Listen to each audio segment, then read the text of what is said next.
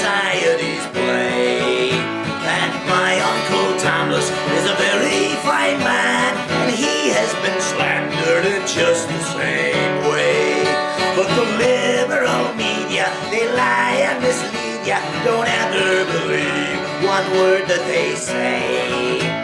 My Uncle Thomas is a very fine man. He's a man you don't meet every day. Oh, my Uncle Thomas was born way down south in Pinpoint, Georgia, down by the sea, where the poor people are oppressed and shamed, 'cause they speak the speech of the Gullah Geechee. Descendants of slavery, they fought with their bravery to preserve their culture and live fair and free. And my Uncle Thomas, he learned from this land. That's how his strong will and values came to be. My Uncle Thomas, raised by his grandsire, a devout Catholic man who was strict and stern, attended the College of the Holy Cross, where leadership and discipline were learned. But the lure of black power, it flourished and flowered. His hatred of racist discrimination burned. But my Uncle Thomas, when he came to Yale, was there that his ideology took a turn. In the law school at Yale, in the Ivy League, the rich students there looked with downward glance upon his credentials and his intellect, and my Uncle Thomas did not have a chance to prove his self-worth because of his birth and the tone of his skin. They viewed him askance. So my Uncle Thomas, when he passed the bar, his judgment took a more rightward stance.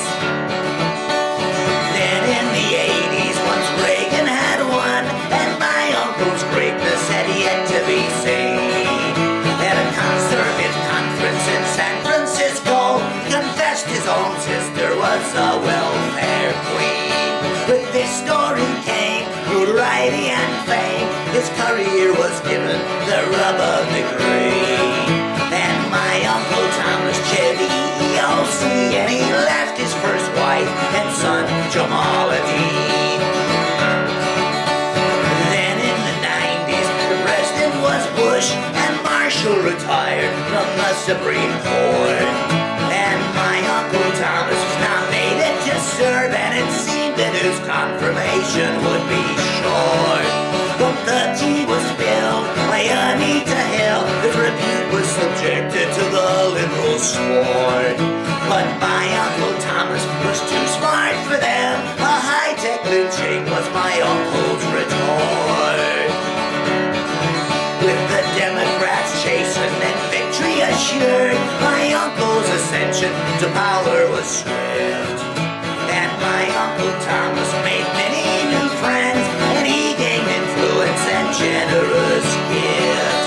And with the Tea Party, so honest and hearty, the political pendulum began to shift. And my Uncle Thomas was king of his court, and Trump was inducted to end the swamp's grift.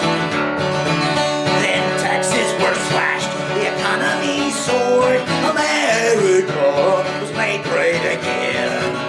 And Trump was so powerful and popular, only a pandemic allowed Biden to win. But his second wife, Jenny, with a voice shrill and tinny, rallied the right against fraudulent sin. And my Uncle Thomas defended Trump's cause, the only justice to resist left spin. So when the leftists stormed the Capitol to stop Trump's re-election on January 6th, and they lied to Congress before the whole world and faked insurrection with their dirty tricks, then my Uncle Thomas made me the promise that his refusal to give his recusal would let the court in the right to abort, and the conservative faction in affirmative action led by Harlan Crow and Leonard Leo, and we'll stop the steal while the field. The reparations givers will be sold down a river. The white man is bimbos and barges on Kimball. And the old keepers will find out the creepers, while black-clad brown boys stand back in the crowd noise. So the moms of Cudon can go cut their coupons. If there's a coup, then get in the queue with all the brave patriots, beat with clubs and bricks. And my Uncle Thomas is a very fine man, and all of this injustice he